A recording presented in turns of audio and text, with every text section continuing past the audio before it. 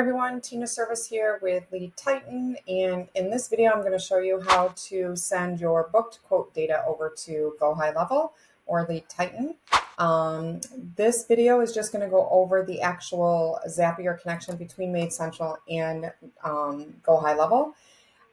And I am assuming that you have already connected your Made Central and Zapier account along with your GoHighLevel and Zapier account. If you have not done those two items, I do have a couple of videos on my YouTube channel that does show you how to do the connections for both of those. Okay, so what I'm going to do is I'm going to go back to the beginning of Zapier, and I'm going to go and hit Create New Zap, and we're going to go find the first trigger, which is called Made Central. The trigger event here is going to be quote booked. We're going to test the trigger, which is going to pull any new records of a person that actually booked a quote. So here we'll use this person here. Now, if you're watching this video on YouTube, all of the information is on the contact is going to be blocked off, but you can see the fields over to the left. Okay, so Lead Connector is actually GoHighLevel's gray version, so they call it Lead Connector. And then the action that we're going to do here is we're going to add update the opportunity. I'm going to go ahead and select the account that we have, and we're going to go through and we're going to match up these fields. So first name, last name, of course, I don't bring in the full name, always the phone number and the email. Good if you have both. Okay if you only have one. It's going to match on email first versus phone number. I don't pull in their address here because I am assuming that when we did the quote and sent it over, we've already pulled that information. However, I am going to add these custom fields. So recurrence, service description, scope group, and then any of the other information that hasn't been pulled through. So in the quote sent video, I did match up the people, pets, square footage, bedrooms, and things of that nature.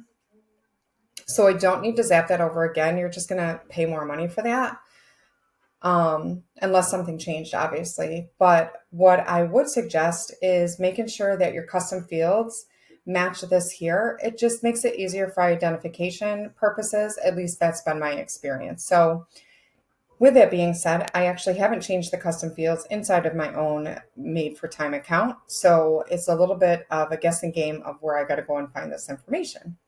So we're not going to mark this person as a lead. We're going to keep them as they're not a lead. We're going to choose the pipeline here, which is Made Central.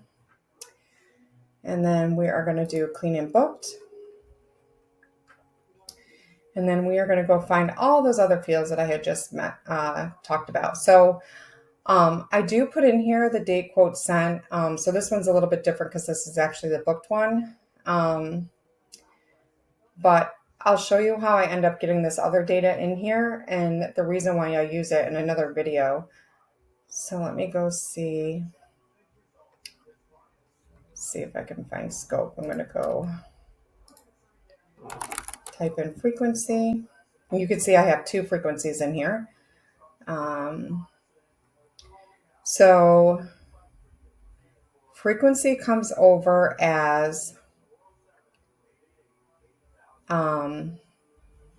service description on this. So it is a little bit confusing in my opinion.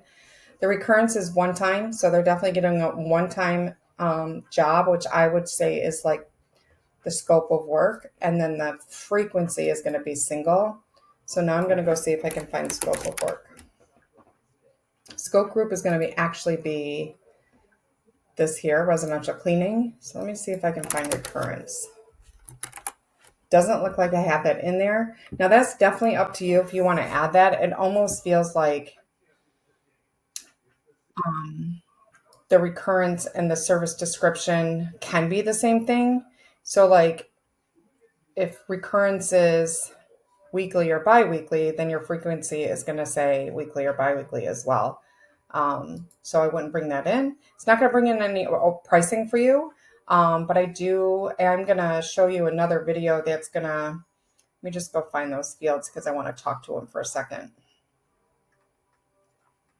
All right, so I'll stop here. So The reason that I pull in the date quote sent and days to book and scheduled job date is because I end up creating additional automations based on that information.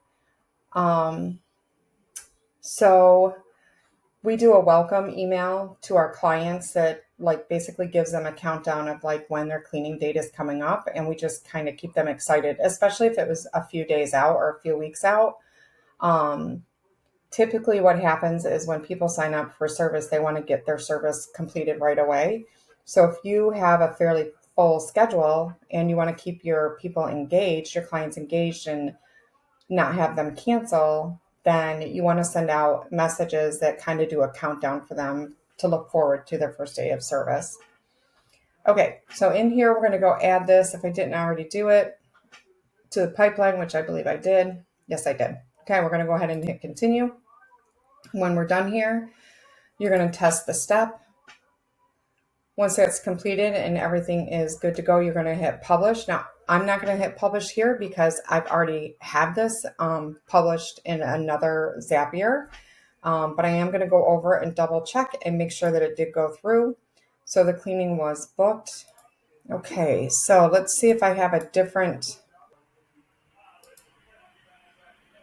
Okay, so the client came over, so everything worked well. And so now you're just going to go back over to your Zapier and you're going to publish it.